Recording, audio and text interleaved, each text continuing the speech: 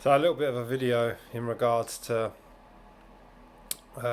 this course that I'm doing for men and the kind of line that I want to go down in regards to working with more men. Now I've been teaching mindfulness meditation for a number of years. I've been doing for probably about 8 months teaching Reiki, learning Reiki myself because obviously my partner's a Reiki master, and so I've had the benefits of learning Reiki and then also teaching courses with her. So me and her have been teaching courses for 7, 8 months now, and the consistent thing that I'm seeing all of the time is the lack of men.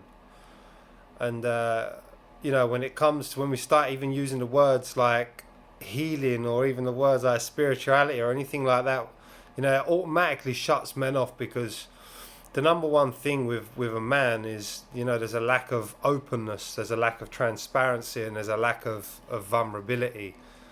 And I was just like any other man. Like 6 years ago, I was within what I now see as the conditioning of man.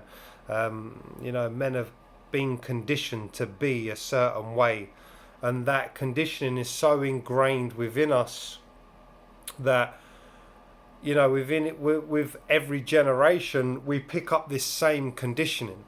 And so this conditioning of man has literally been going on for hundreds, thousands of years, where men are conditioned to not have feelings, to not be connected to their emotions.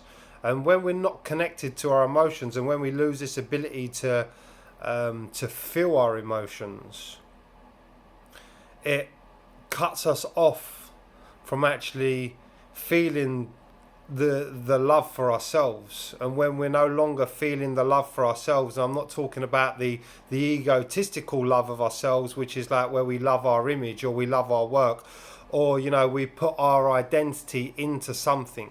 So we might love an aspect of ourselves, but it's not the pureness of our being. We're not loving who we purely are.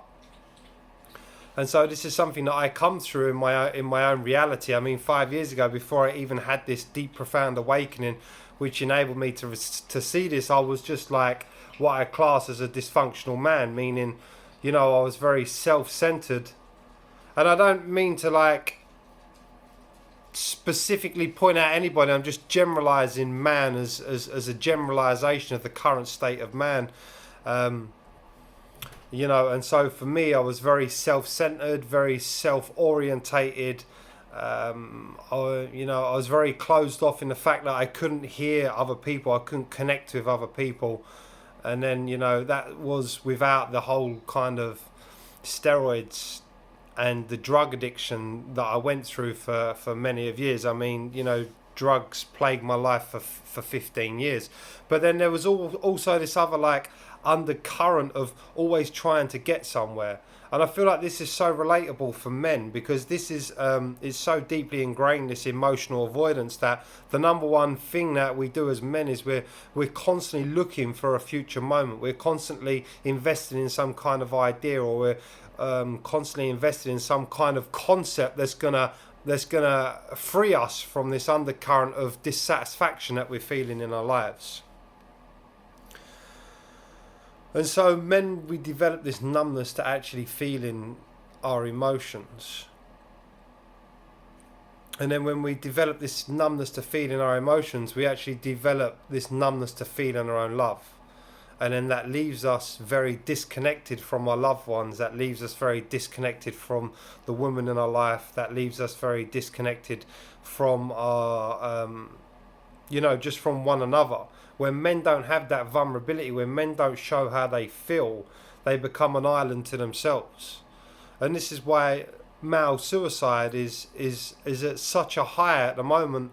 I lost my uncle last week to suicide itself. My stepdad had 3 close friends, really close friends, all males, committing suicide. And that's because, as men, we don't know how to process our emotions. And so we get into this way in which we're escaping and avoiding how we feel, whether that's through addictions, whether that's through work. We just plow our energy into something. Because right now, how we feel is where this undercurrent of tension, of emotional tension is. And so I really wanted to create something through my own experience that really gives a deep insight into what it is to be a man, and what a balanced masculine energy really is. Because in this current world, we're all displaying this kind of strength. We're all trying to put on this front, this toughness, this hardness. But that hardness is actually the hardness to yourself, the hardness to your own love, the hardness to your own emotions. And so that portraying of what we believe is to be a masculine energy, that toughness is actually built upon trauma. It's built upon the inability to access the emotions, to heal the emotions, and to feel the love that he is. A true masculine energy is one that's balanced with his feminine energy. When he's balanced, when he's able to love, when he's able to love himself.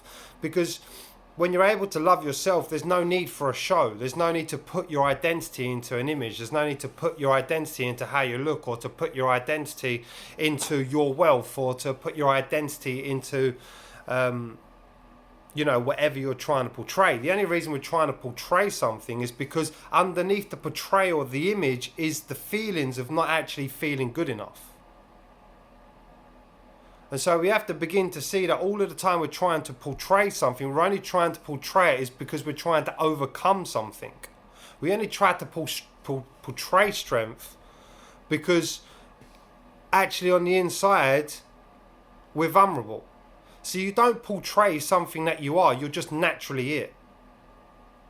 When you have to portray something, it's because you're trying to overcome something.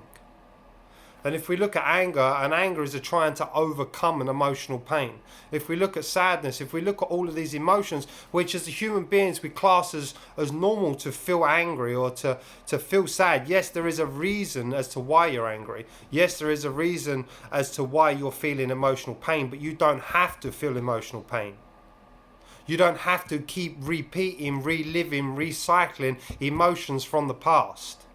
It's only because we lack the ability to acknowledge where these emotions are coming from, to go into the emotions, to feel the emotions, to heal the emotions. As human beings, we don't have to experience a life where we are recycling the emotions from the past. Because this is what we're doing as human beings. When we have this emotional avoidance, we don't actually cleanse the emotional body within us. And because we don't cleanse it, we're constantly attracting the same experiences that resonate with that undercurrent of pain. And so we keep recycling. We live a life where we recycle our experiences, we recycle our emotions. And so, my life is the representation of what I speak. I can't remember the last time I got angry. I can't remember the last time that I had sadness or resentment or jealousy, because I'm no longer repeating, reliving, recycling the emotions of my past. And as your emotions change, as you begin to peel back these layers, especially in men, the emotion is so suppressed that we have to even begin, the first step we have to do is even recognize that we're dealing with emotional trauma. And then we can come into the trauma and we can begin to release the emotions. And as the emotions release, the love that you are, where your power is, where your natural authenticity is, begins to release and begins to flow. And as you're feeling more love in yourself, your life begins to harmonize with the love that you feel in yourself. So the more you work on your emotions, the less you're going to have financial struggles, the less you're going to find yourself disconnected in relationships, the less you're going to find yourself disconnected with loved ones and people around you. Because your life is a representation of what is going on within you. And actually what happens is when we resist negative emotions, we actually polarize ourselves into the negative emotions. We become the negative emotions, which is why men become dysfunctional.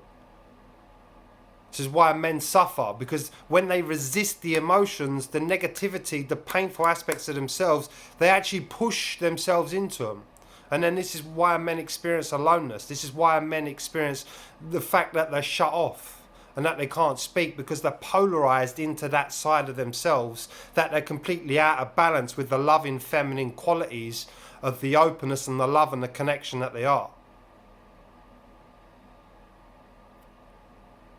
And so hence why I doing this course where I'm actually taking just men on and creating a space where I can communicate these teachings, and to actually, for men to actually see that what I speak is actually happening in their lives. And then by recognizing the dysfunction of man, you can begin to, when you remove the way in which men cope, then you're left with the feelings.